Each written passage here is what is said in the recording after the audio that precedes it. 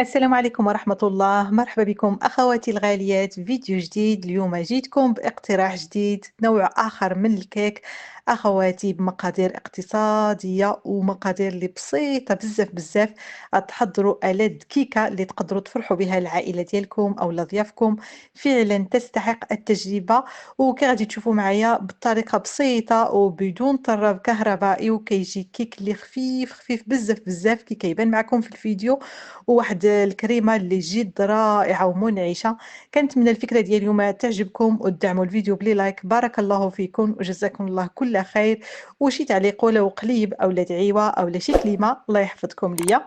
وندوزو على بركة الله. هنايا في إناء العمل أخواتي غادي نديرو 4 ديال الحبات ديال البيض. انا بالنسبه ليا ديما كندير في الكيك البيض بدرجه حراره المطبخ، كنخرجوا بواحد نص ساعه يعني اقل حاجه، وصافي كنحطو بالمطبخ ديالي ثم بعد ذلك كنخدموه.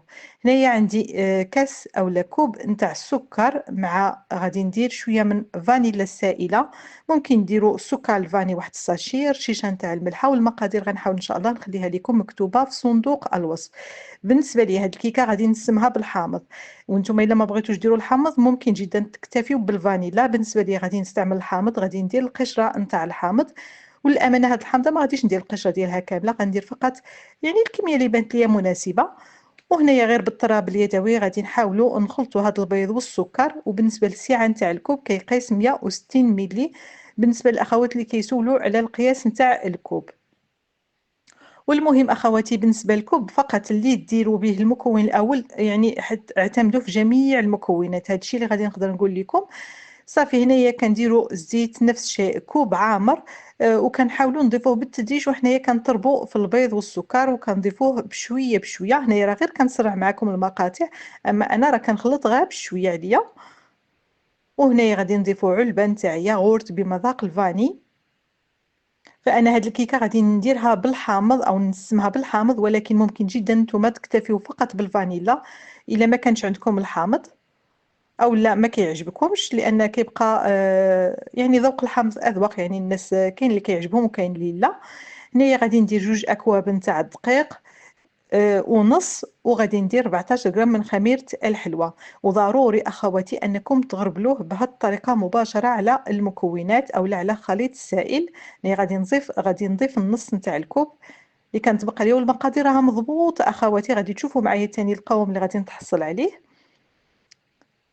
صافي غادي نحاولوا نخلطوا بنفس الطريقة بالطراب اليدوي العادي. فكي شفتوا معايا يعني ما فيهاش كاع نهائيا تعقيدات ولا شي مكون يعني اللي غريب، مكونات بسيطة متواجدين في أي دار. وهنايا اخواتي ديك الحامضه عصرت الليمون ديالها تقريبا ربع كوب اللي تعطى معايا، غادي نضيفو حتى الاخير، ضروري تخليوه حتى الاخير.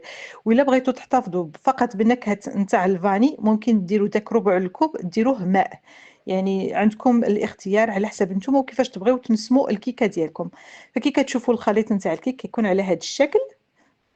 صافي هنايا كنحاولوا هكايا نتاكدوا ان داك الدقيق كله دخل يعني في الخليط، وندمجوا المكونات مزيان. انا غادي نديرها في هذا المول العجيب، ممكن ديروا اي مول اخواتي، ما تقيدوش بالمول، اي مول عجيب عندكم استعملوه. مهم بالنسبه لهذا المول اخواتي ضروري تدهنوه مزيان بالزبده احسن من الزيت. الزبده يعني 100% النتيجه ما كيتلصقش نهائيا فيه. وكترشوه بالدقيق مزيان وكتدخلوه للثلاجه هكا واحد 10 دقائق عاد. يعني كتوجدوا المول قبل ما تحضروا خليط نتاع الكيك. عاد ديك الساعه كتحضروا خليط نتاع الكيك، وكنديروا الخليط ديالنا في المول. وغادي ندخل الكيكه ديالي للفران على درجه حراره 180 درجه، يعني تكون هادئه الى متوسطه وغير من التحت في طبيعه الحال. كنحاولوا نديروا هذه الحركه قبل ما ندخلوا الكيك ديالنا للفران، باش هكا داك الهواء اللي كيكون فيها يخرج ويتوزع الكيك بالتساوي، باش هكا ما تجيناش جهه طالعه وجهه هابطه. صافي كنخليو الكيك ديالنا حتى يتنفخ معنا في الفران ويطيب تماما، وكنشعلوا عليه من الفوق باش هكا يحمر معنا من الفوق. وكنديروه في طبق التقديم. هنايا بالنسبه لاخواتي هنايا الامانه راه الكيك باقي سخون، وانا حيدته من المول كي شفتوا معايا غير هزيته واحد شويه راه كيتحيد بكل سهوله. والكيكه ما نقولش لكم اخواتي بعدا الريحه اللي كتطلق في المطبخ مع فيها الحامض ما شاء الله، وكتجي رطبه رطبه رطبه اسفنجيه بنينه بزاف بزاف. هكا تقدروا تعتمدوها فقط غير هي، يعني بلا هذه الطبقه الثانيه الا بغيتوا يعني تجربوها. بالنسبه للطبقه الثانيه او الكريمه غادي نحتاجوا لها 3 معالق كبار نتاع السكر، 3 معالق كبار نتاع كريم اولا بودره كريم باتيسري، بغيتو ديروا الفانيلا اولا ديروا ديال الحامض. انا درت ديال الحامض بما انني درت في الكيك يعني الحامض. وغادي ندير واحد كيس من فلون تشينو، فلون ايديال عادي اللي بدون سكر. كي كتشوفوا معي اخواتي المكونات بساطين. غادي نديروا الفانيلا، سواء هذه ليكيد او ديروا سكر الفاني هكا لتعزيز المذاق اكثر فقط. اما ممكن جدا تكتفيو غير بودره ديال كريم باتيسي. وغادي نضيفوا الحليب. بالنسبه لي درت 2 اكواب ونص.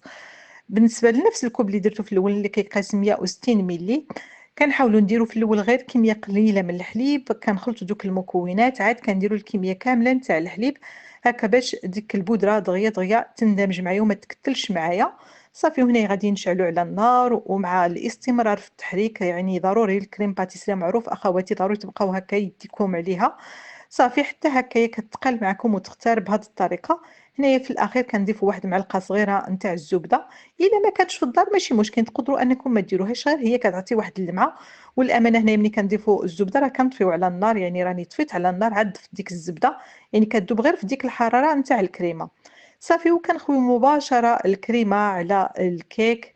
كي كتشوفوا معايا الملمس نتاع الكريمه كتجي حريريه وكتجي بنينه اخواتي. صراحه طعم مميز جدا وكتجي ما شاء الله فيها واحد الريحه في هذه الكيكه. اللهم بارك، زوينه بزاف. هنايا للتزيين او للديكور الاخير مهم كاين بزاف نتاع طرق باش تزينوا الكيك.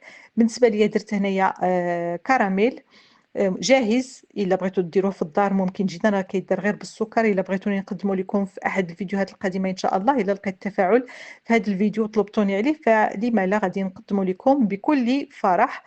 فصافي هنايا اولا ديروا دانيت، يعني تاخذوا واحد العلبه نتاع دانيت نتاع كراميل وتزينوا به. الا بغيتو تزينوا بنفس الطريقه صافي كنزينوا هكايا. وكنديروا على الجناب هكا كاوكاو مهرمش محمر. صافي كنحاولوا داك الكاوكاو اخواتي تغربلوه يعني قبل ما ديروه باش ديك البودره ديالو ما تضيع لكمش الكيك. هذه فقط ملاحظه بالنسبه للاخوات اللي غيبغيو هكا يتحصلوا على نفس النتيجه. وهرمشوه هكا يكون خشين. صافي كندوروه كامل على الذره ديال الكيكه. وهنايا اخواتي غادي نقطع لكم الكيكه باش تشوفوا المنظر ديالها من الداخل كيفاش كتجي. كتجي اكثر من رائعه صراحه. كتجي هكايا منظر لي زوين، كتجي شيك وفي نفس الوقت بنه حاضره وبقوه ومكونات اقتصاديه. كنتمنى من كل قلبي تجربوها لان فعلا تستحق وتستاهل التجربه. وكي شفتوا معايا المكونات ديالها بساطين ولذة اللذة أخواتي. صراحة كيكة اللي فعلا تستحق التجربة. كنتمنى تدعموا الفيديو أخواتي بلي لايك. الله يجزيكم كل خير باش يوصل عدد أكبر ديال الناس إلا كان جات على خاطركم في طبيعة الحال. والله يجزيكم كل خير وشكرا على كلماتكم وعلى تعاليقكم الطيبة. الله يفرح قلوبكم والله يعطيكم كل ما كتمنوا في خاطركم إن شاء الله يا سيدي ربي العالمين. ونكون هنايا اخواتي وصلت نهايه الفيديو. كنوري لكم الكيكه كيفاش جات من الداخل كما عودتكم دائما في الفيديوهات ديالي. فكيكه رطبه رطبه رطبه ما شاء الله كتجي اسفنجيه وبنينه اخواتي بمذاق الحامض والكراميل. فعلا تستحق التجربه. ممكن جدا نديروها بمذاق الفاني والكراميل. صراحه جد رائعه.